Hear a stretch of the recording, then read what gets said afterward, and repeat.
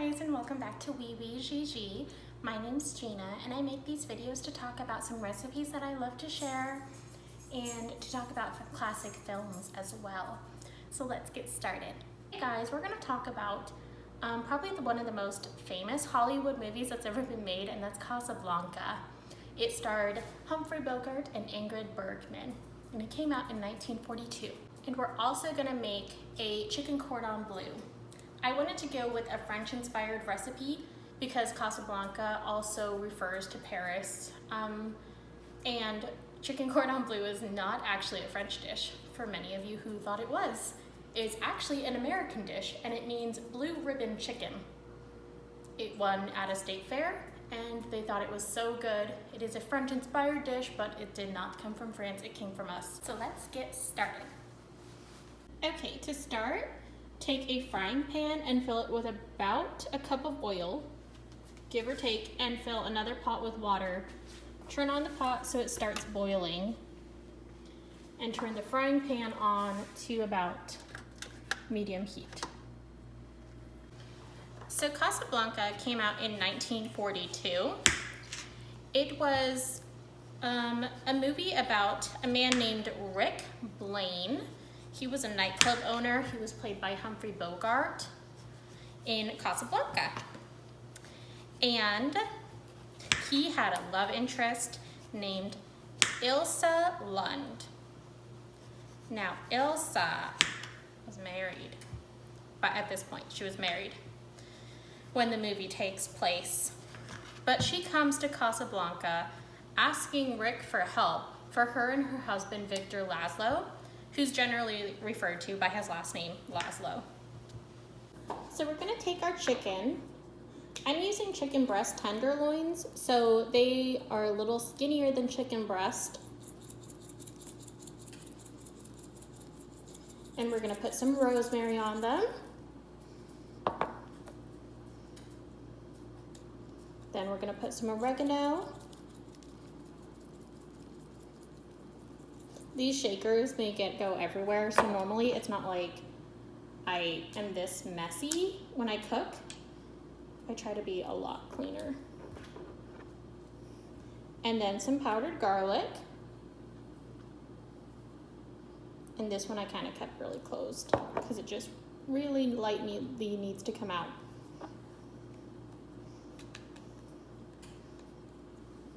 Then some parsley. The parsley doesn't want to come out. Okay, well, we'll skip parsley for today. And then a little bit of salt.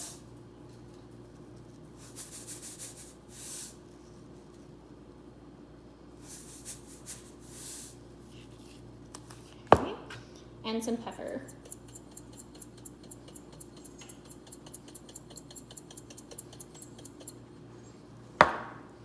And then kind of massage that in and flip them.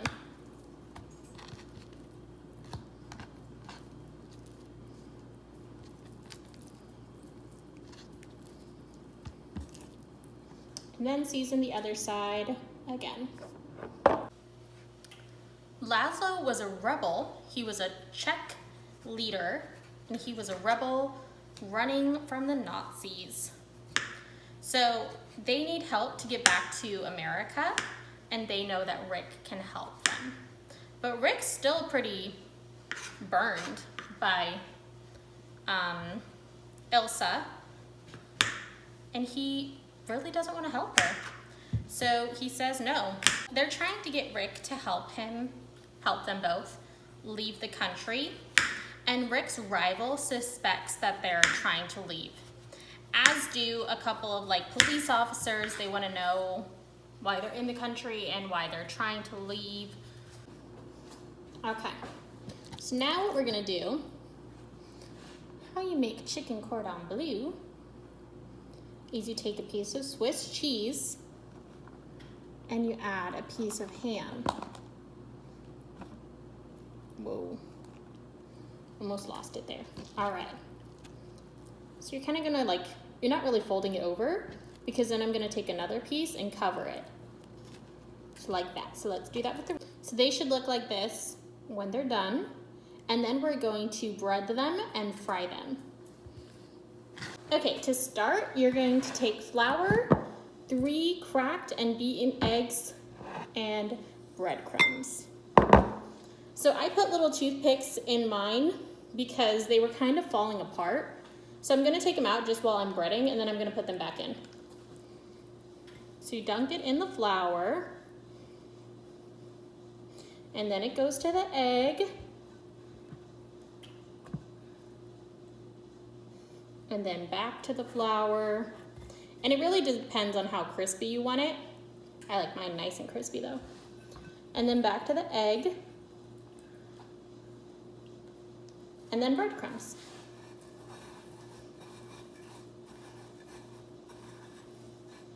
So this is what it looks like when it's done. So since Rick refused to help them, Laszlo and Ilsa go to Rick's nightclub. And you know, all fun and dandy. Rick's obviously not really happy to have Laszlo there, but he still loves Ilsa. I think I called her Elsa. It's Ilsa. So there at the nightclub, Laszlo asked the band to play some anti-German songs to, you know, incite people to leave, upset Rick, and try to get him to agree to help them. So the band starts playing these songs, and then the club actually has to get evacuated because the police come. They're like, why are you playing these songs? They shut down the club, and they actually shut down the club on the pretense of it was a casino. They really shut it down because they started playing anti-German songs. So this is what they all look like after being breaded. So they're all ready to go to be fried, but before we do that, we're actually gonna slice our potatoes. Not so much slice them, but we're gonna peel them. So we're gonna take 6 potatoes, and we're just gonna peel off the skin. Now, the club's shut down, and Ilsa takes this as her opportunity. When she sees the club's empty, she goes up to Rick, and she has a gun, and Humphrey Bogart always held his gun at his hip, like this, and they said, like, if he was actually a gangster, he wouldn't have really gotten an accurate shot. Anyways, that was a side note. So, Ilsa goes up to Humphrey, Rick, and she says, I'm gonna shoot you if you don't give us these letters, that's what they were called, letters, to go back to America, to leave the country. Rick says, go ahead and shoot. And she can't. That's actually a really famous scene. Go ahead and shoot. She can't though, because she loves Rick. So then, Rick agrees to help her because he realizes how much she really loves him. So this is where it gets really interesting. So Elsa and Rick actually met in Paris before, and that's how their love affair started.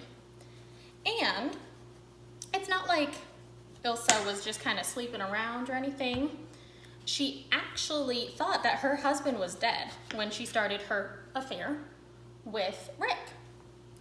So then, when she finds out her husband is not dead, but he's actually sickly and needs her help, she all of a sudden leaves Rick while they're both trying to flee out of Paris.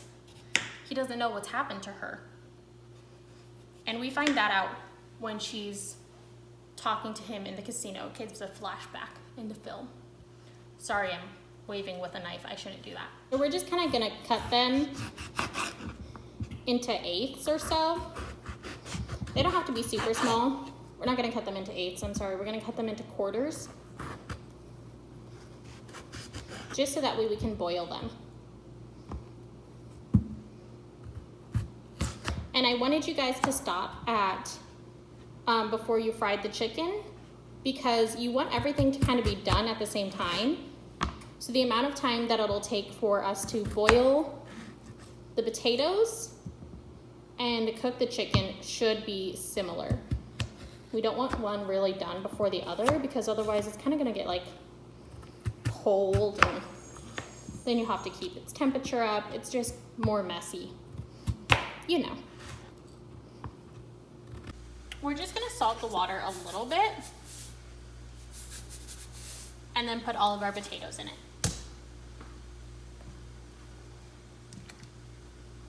Really gonna hope that it doesn't pop on me and like kind of burn me. That's what we're hoping for.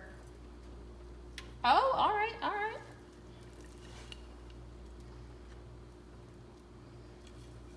I'm actually surprised.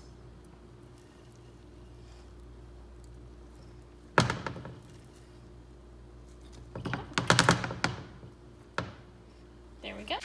Okay, everyone, I almost forgot to start making the sauce to go on the chicken cordon bleu.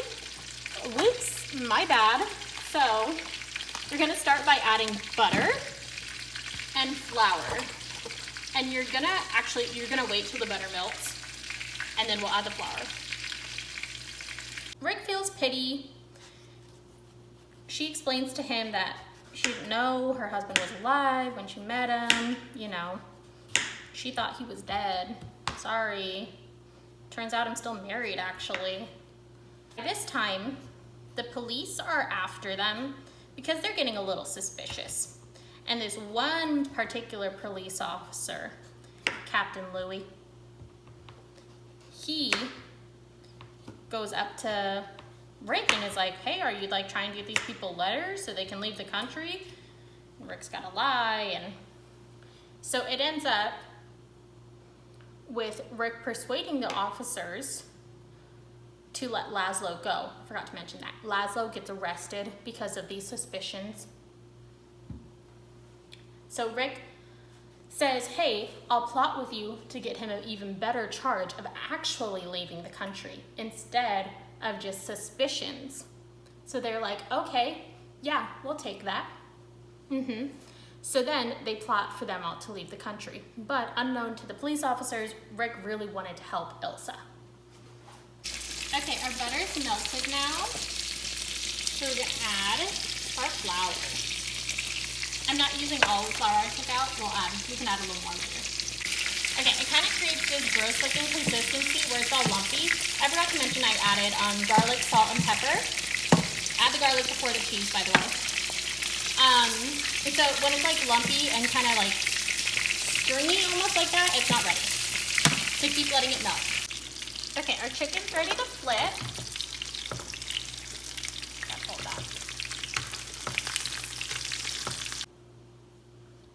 So they get to the plane and they're like Laszlo and Ilsa are trying to leave. And then Ilsa kind of feels bad because she really did love Rick. And she says how she's gonna wanna be with him. And he says the iconic line of that she'll regret it. Maybe not today, maybe not tomorrow, but soon, and for the rest of your life. And by this time, the police officers actually trying to shoot them to keep them there. So then Humphrey, Bogart, Rick shoots the police officer, Captain Lou. And Captain Lou, he's not seriously injured, but it stops him. And he realizes how important this is to Rick. So he lets them both go out of the country, saying to go to Portugal and ask for the French resistance. So they go. They're allowed to leave. And then the movie ends with Rick and Louis, Captain Louis, the police officer, walking side by side, and the iconic line, Louis, I think this is the beginning of a beautiful friendship. Okay, now we're gonna add 2 cups of milk.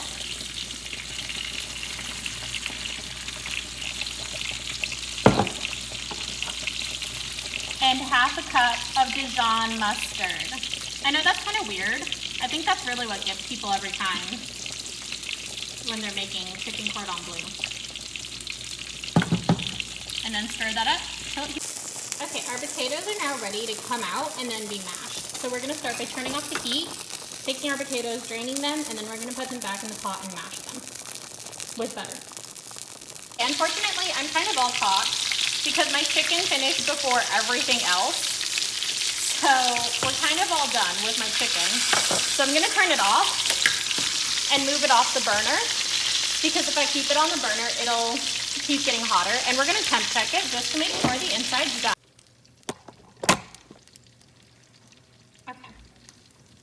So we're just gonna start with melting butter back into the pot because we're using the sauce that we're making to actually like as a gravy for the mashed potatoes.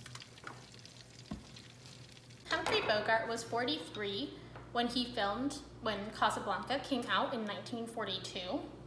He was on his third marriage, which would end in 3 years in 1945 when he married Lauren Bacall, who he would actually meet in To Have and Have Not.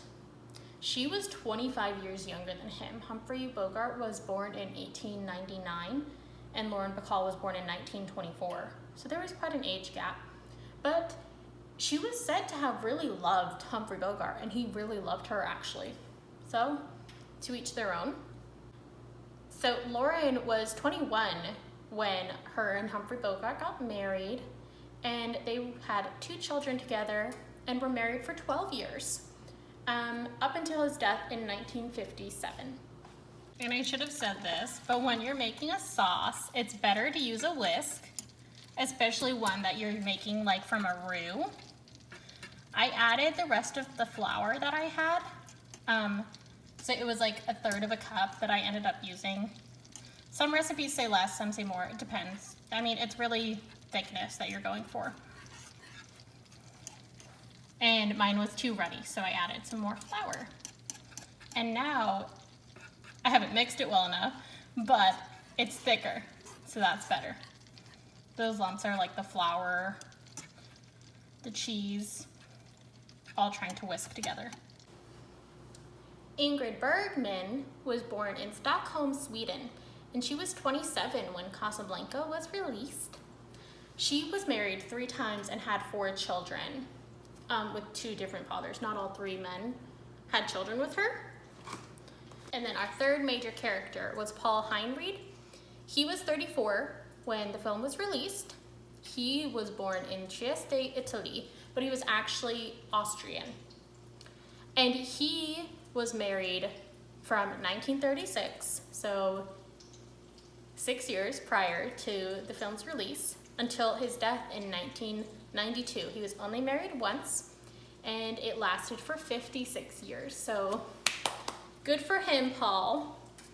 That is not common. They had 2 children together, and he ended up writing an autobiography titled Ladies' Man.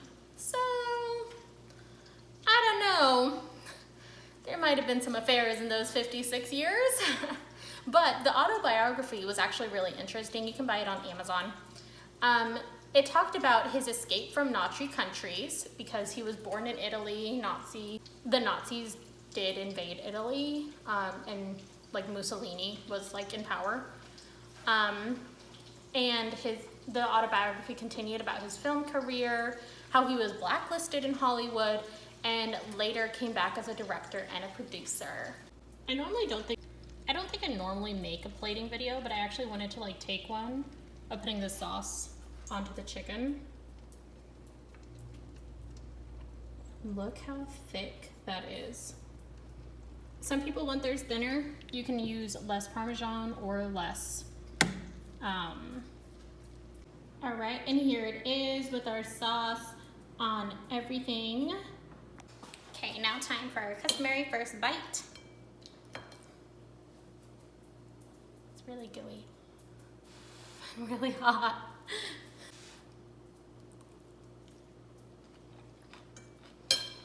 Oh my god, it's so good. I'm sorry, I'm talking with my mouth full. It's so good. I forgot to mention a couple things.